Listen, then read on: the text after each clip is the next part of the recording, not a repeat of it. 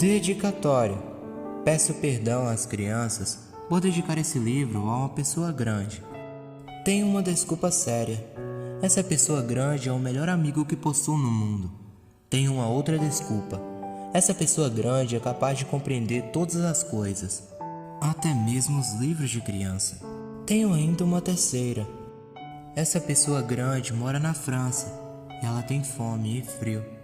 Ela precisa de consolo. Se todas essas desculpas não bastam, dedico então esse livro à criança que essa pessoa grande já foi. Todas as pessoas grandes foram um dia crianças, mas poucas se lembram disso. Corrijo, portanto, a dedicatória a Leon Vert quando era pequeno. Certa vez, quando tinha 6 anos, vi num livro sobre a Floresta Virgem, Histórias Vividas, uma imponente gravura. Representava ela uma jiboia que engolia uma fera. Dizia o livro: as jiboias engolem sem mastigar a presa inteira. Em seguida, não podem se mover e dormem os 6 meses da digestão. Refleti muito então sobre as aventuras na selva e fiz com lápis de cor o meu primeiro desenho. Mostrei minha obra-prima às pessoas grandes e perguntei se meu desenho lhes fazia medo. Responderam-me: ora, por que é que um chapéu faria medo? Meu desenho não representava um chapéu. Representava uma jiboia digerindo um elefante. Desenhei então o interior da jiboia, a fim de que as pessoas grandes pudessem compreender. Elas têm sempre necessidade de explicações.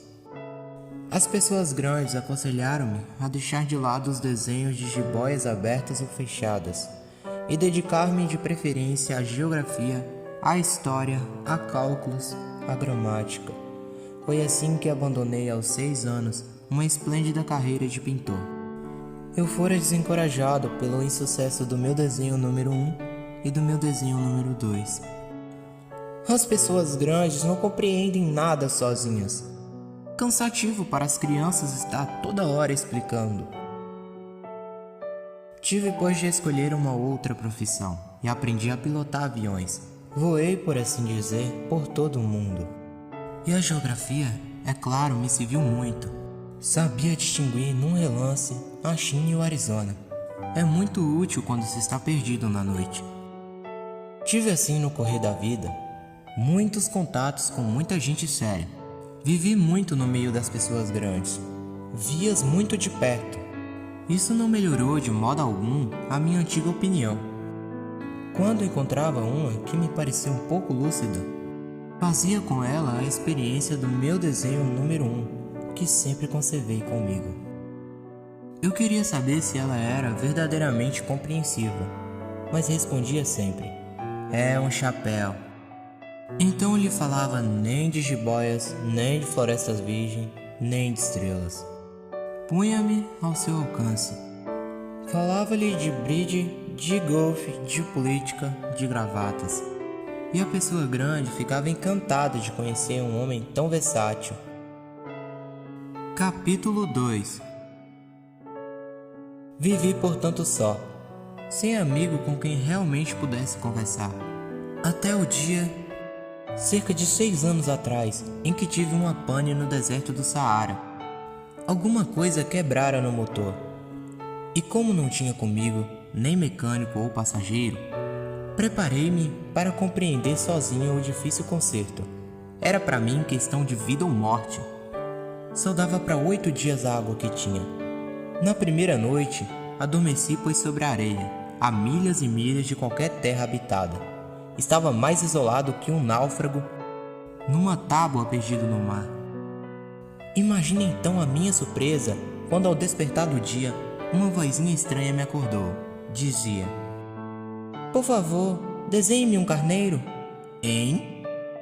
Desenha-me um carneiro. Pus-me de pé como atingido por um raio. Esfreguei os olhos e olhei bem, e vi um pedacinho de gente inteiramente extraordinário, que me considerava com gravidade. Olhava, pois, essa aparição com olhos redondos de espanto. Não esqueçam que me achava a 1000 milhas de qualquer terra habitada. Ora, o meu homenzinho não me parecia nem perdido, nem morto de fadiga, nem morto de fome, de sede ou de medo.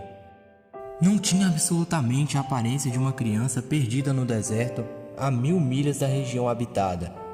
Quando pude enfim articular a palavra, perguntei-lhe: "Mas que fazes aqui?"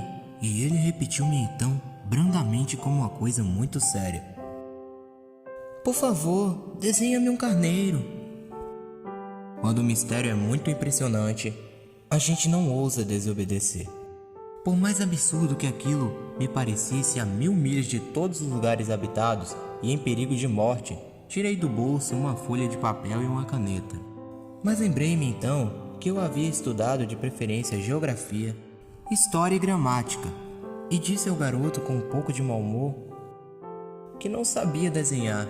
Respondeu-me: "Não tem importância, desenha-me um carneiro." Como jamais houvesse desenhado um carneiro, refiz para ele um dos únicos desenhos que sabia, o da jiboia fechada, e fiquei espantado de ouvir o garoto replicar: Não, eu não quero um elefante numa jiboia. A jiboia é perigosa e o elefante toma muito espaço. Tudo é pequeno onde moro. Preciso é de um carneiro. Desenha-me um carneiro." Então eu desenhei.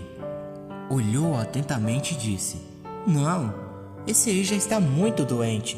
Desenhe outro." Desenhei outro de novo. Meu amigo sorriu com indolência.